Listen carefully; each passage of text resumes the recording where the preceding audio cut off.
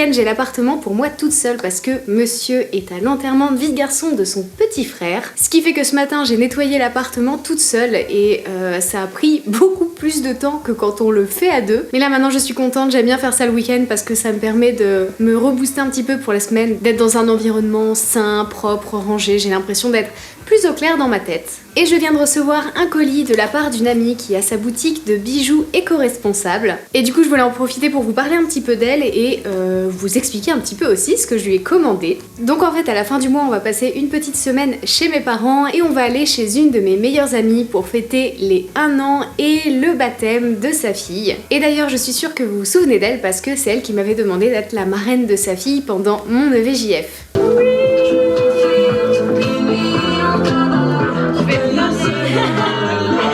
Et avec la deuxième marraine, parce que oui, on est deux marraines, on a décidé de faire un cadeau commun et c'est là que je vais vous parler de la boutique de mon amie qui s'appelle Gemini. Donc voici la petite boîte dans laquelle il y a le pendentif et la petite chaîne en or. Donc voilà le pendentif, du coup c'est un design que je lui ai envoyé, que j'avais fait, qu'elle a retouché évidemment pour que ça puisse fonctionner en gravure. Donc si jamais vous cherchez des bijoux éthiques, de bonne qualité et éco-responsables, je vous invite vraiment à aller voir la boutique de mon amie. Elle ne fait pas que des médailles, elle fait aussi des bagues, des boucles d'oreilles, elle fait vraiment plein de choses, donc je suis sûre qu'il y a quelque chose qui vous plaira sur sa boutique. Si jamais ça vous intéresse, je vous mets bien sûr le lien de sa boutique Gemini en description. Ça c'est votre appel pour vous hydrater si jamais vous n'avez pas assez bu aujourd'hui. Et sinon, ce soir, je vais streamer au lieu de streamer demain soir comme je le ferais normalement. D'ailleurs, c'est le moment pour moi de faire un petit rappel. Si vous savez pas, j'ai une chaîne Twitch sur laquelle je stream tous les jeudis à 20h ou 20h30 en fonction de la journée. Et je stream un dimanche sur deux. En gros, quand il n'y a pas de vidéo qui sort ici sur cette chaîne le dimanche, c'est que je suis en live sur Twitch. Principalement, je joue à des jeux, mais j'ai déjà fait aussi des streams où je dessine et on papote en même temps. Là, en ce moment, je joue à 2 jeux. Je continue la série sur Hogwarts Legacy et j'ai commencé aussi au début du mois un jeu narratif qui est sorti en 2020 mais qui a été adapté sur PC assez récemment qui s'appelle Detroit Become Human. Bref, du coup, là, je vais aller me préparer à manger, puis je vais streamer.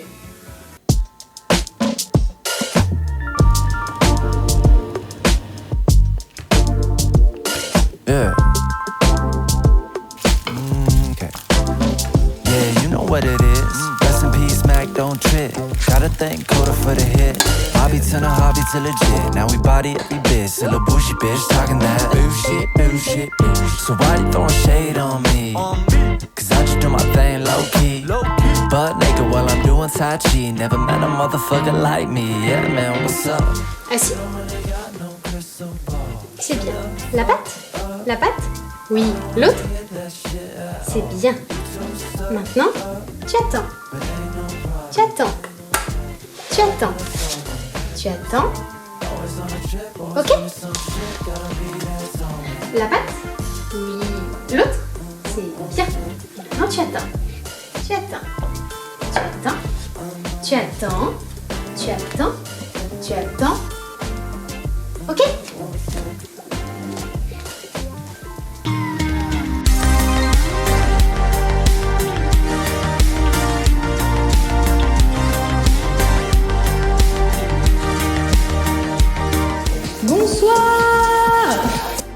Comment ça va? Coucou Émilie! Oh là là, il y a du monde, c'est cool. Je sais pas si vous allez pouvoir rester longtemps ou quoi, mais en tout cas ça fait plaisir de vous avoir avec moi parmi le chat. J'ai fait mes premiers, ils sont pas très beaux, mais ils sont bons. Mes premiers Daifuku Mochi. Regardez, attendez, je me cache derrière. Voilà, ça ne servir à rien, mais j'ai réussi mon exploit de Jules. Assez.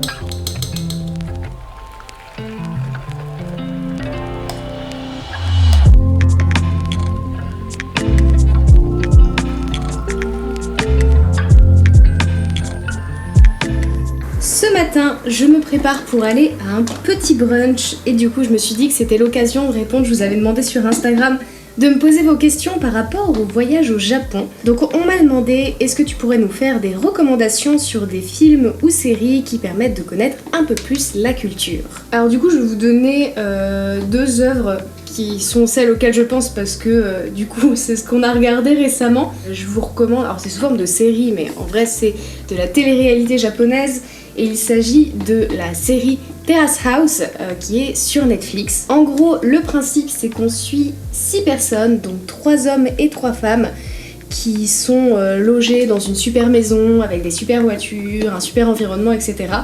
Et on filme leur quotidien en fait. Et du coup c'est vraiment une série qui est géniale pour découvrir la culture parce qu'on est vraiment en immersion, on les voit dans leur quotidien, on les voit aussi un peu au travail. Ça permet vraiment de cibler l'état d'esprit des Japonais et aussi de se faire à l'oreille. Nous on avait commencé à regarder cette série pour justement entendre du japonais courant régulièrement et ça nous a vachement aidé. Et donc pour une recommandation de film, je vous recommande très fortement Suzume qui est sorti il y a pas très longtemps en France, qui est donc un film qui a été réalisé par les mêmes personnes qui ont fait Your Name, Kimi no Na wa. Et je vous parle de ce film-là parce que nous on l'a vu en revenant du Japon et on s'est rendu compte à quel point c'était fidèle de toute la vie et toute la culture là-bas. Ensuite, on m'a demandé aimerais-tu y vivre? C'est une question tricky.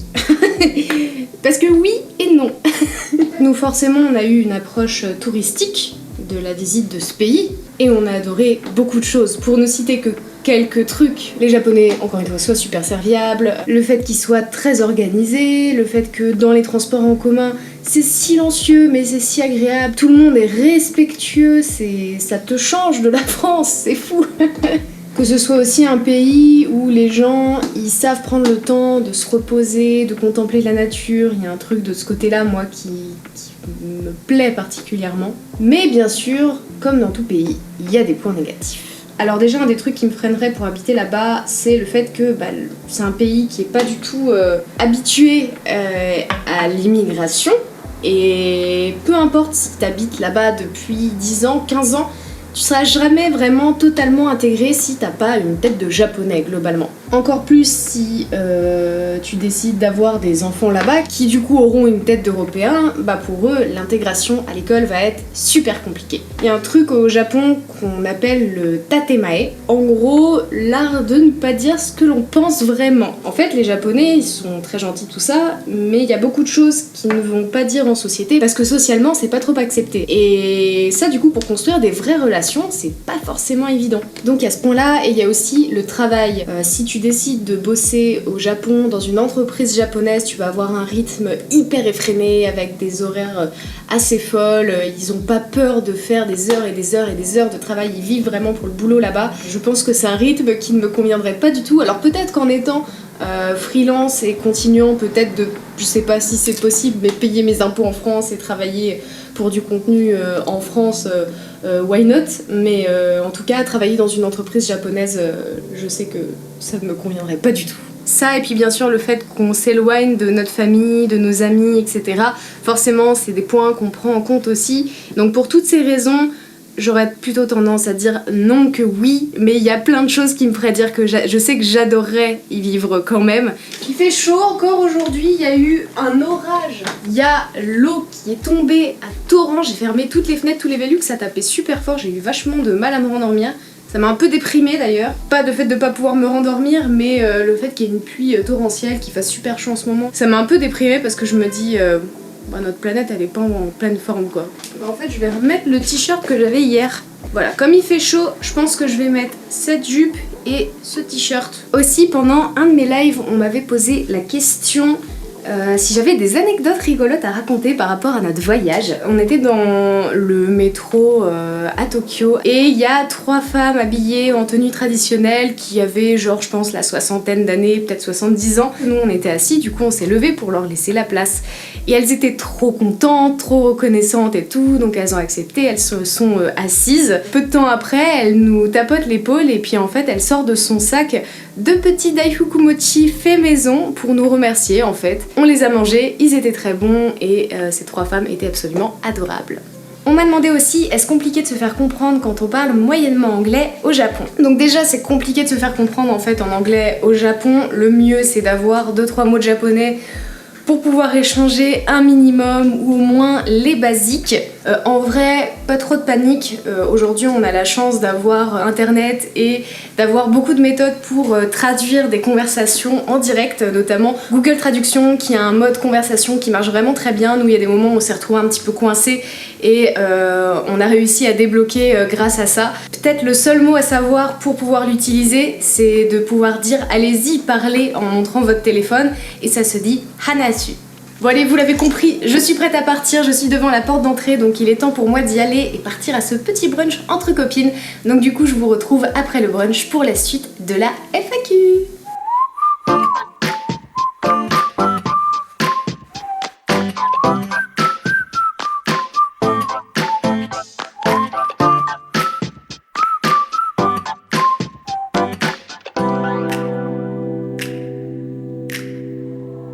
Falling to pieces in my room. Are you coming over? That's cool. I could use a little. Je suis de retour de mon petit brunch et c'était très sympathique. Comme promis, je poursuis donc avec la suite et la fin de la petite FAQ Japon. On m'avait demandé un retour sur le coût de la vie et les transports. Nous, on a dû trouver des hébergements sur l'intégralité du mois où on a voyagé là-bas. Et en gros, j'ai fait le calcul et on est à une moyenne à peu près de 100 € par logement par nuit. Le budget logement reste un budget quand même assez conséquent. À côté de ça, trouver à manger, c'est très cheap en fait. Si vous faites des repas combini, donc les combini, c'est les commerces de proximité en fait tout simplement. Et dans ceci, vous pourrez trouver en fait des bento, des petites lunchbox. Tu peux avoir des repas, je pense, facilement à 1 € et bien manger si tu manges des repas combini. Et à côté de ça, quand on allait dans des restos, en moyenne, alors ça dépendait des restos bien sûr, mais en moyenne, on était plutôt sur du 1000 yens par personne, donc à ce moment-là, ça faisait à peu près du 7-8 € par repas. Et niveau transport, c'est assez cher quand même, le train au Japon.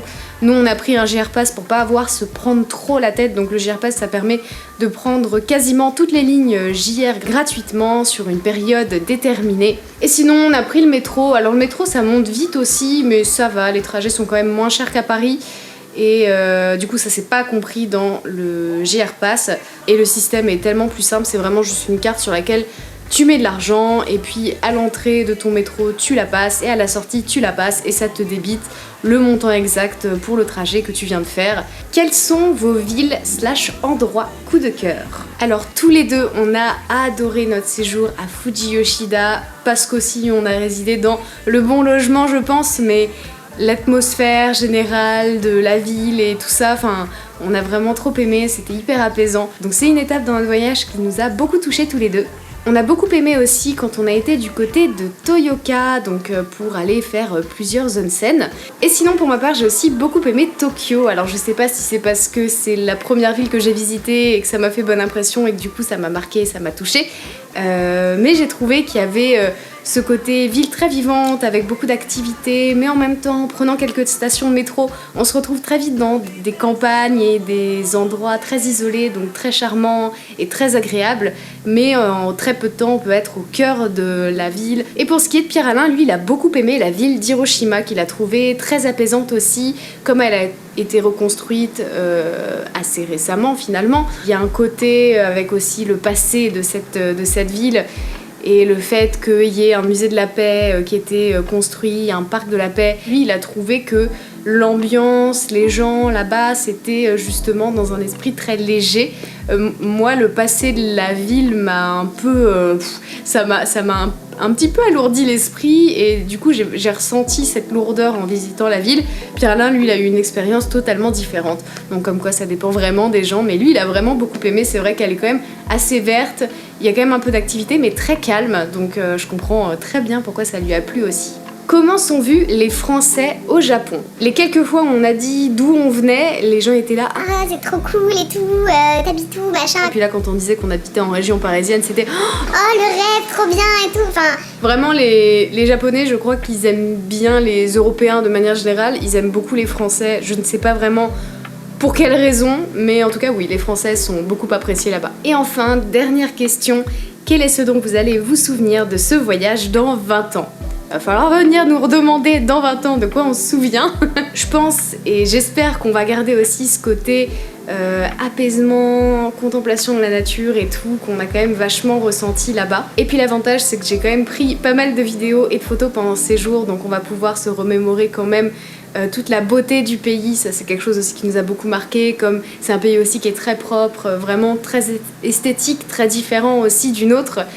Je pense que ça, c'est quelque chose qu'on va garder aussi encore longtemps gravé dans nos têtes. Voilà pour cette FAQ. Si jamais vous avez d'autres questions et que vous n'avez pas vu passer la story où je vous demandais de me les poser, n'hésitez pas à le faire dans l'espace commentaire et je vous répondrai par écrit.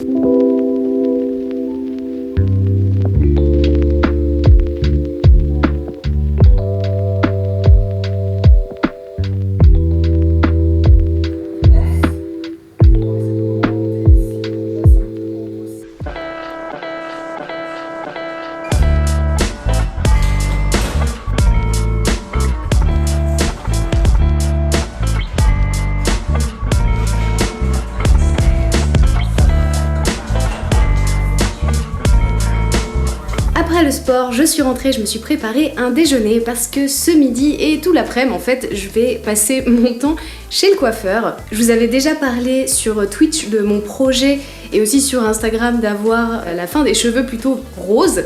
Mais j'ai été chez un coiffeur qui avait fait quelque chose que je trouvais chouette au début et qui m'avait expliqué que ça allait être quelque chose qui allait prendre du temps, mais en fait c'est juste que c'était un coiffeur qui était pas du tout spécialisé dans ce genre de couleurs et je suis allée chez un coiffeur qui est pour le coup spécialisé et qui m'a dit que le travail qu'avait fait le coiffeur sur mes cheveux c'était n'importe quoi, que le balayage était pas du tout fondu, que c'était très brut, la coupe pareil, il n'y avait pas de mouvement, c'était vraiment quelque chose de très droit. Donc voilà, tout ça pour dire que si jamais un jour vous avez envie d'une couleur un petit peu plus extravagante, je vous conseille vraiment d'aller voir des coiffeurs qui sont spécialisés dans ce genre de couleur parce que c'est pas donné à tout le monde.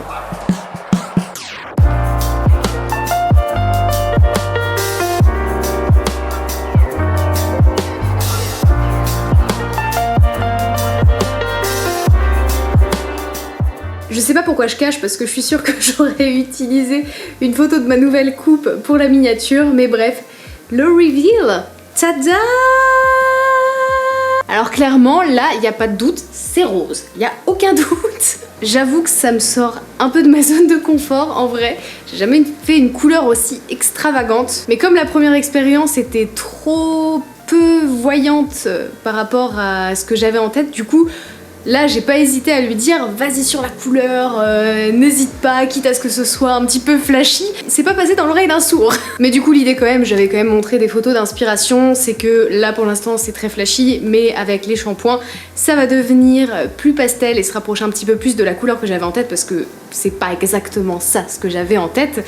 Mais il valait mieux faire dans ce sens-là et avec les shampoings que ça dégorge un peu plutôt que de me faire exactement la couleur que je voulais et la garder que en fait les premières semaines et très vite retourner à juste une décoloration sans pigmentation. Donc voilà, dites-moi dans les commentaires ce que vous en pensez. Vous avez le droit de ne pas aimer et de préférer ma couleur précédente, bien sûr, il n'y a pas de problème.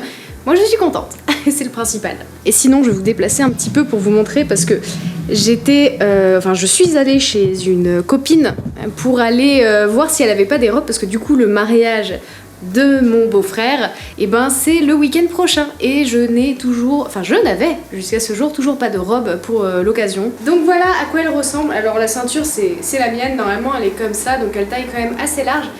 Et du coup pour marquer un petit peu la taille, j'ai rajouté ma petite ceinture qui est la seule d'ailleurs ceinture comme ça que ma grand-mère m'avait offerte et qui est très pratique et je trouve qu'elle s'intègre super avec la robe.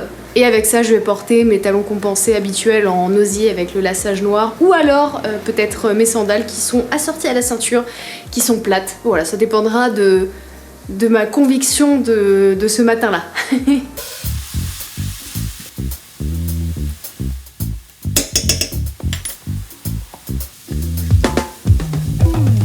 Ce midi j'avais envie de faire un plat réconfortant, du coup je vais partir sur mon dalle de lentilles corail, c'est juste que je vais utiliser des lentilles vertes à la place et du coup je vous en avais parlé sur Instagram mais ça va être l'occasion pour moi de tester un des produits Transition. Pour résumer, Transition c'est une marque qui va accompagner les agriculteurs pour une transition vers le bio et dans mon reel j'avais dit que je testerais leurs produits, donc c'est parti pour le dalle.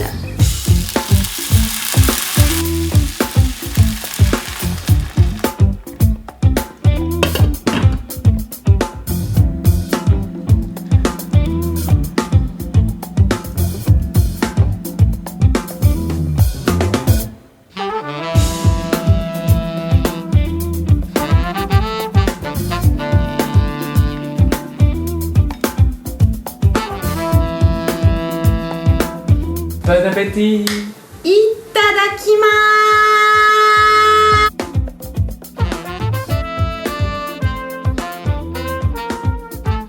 Et bah c'est très bon. Ouais. Bravo.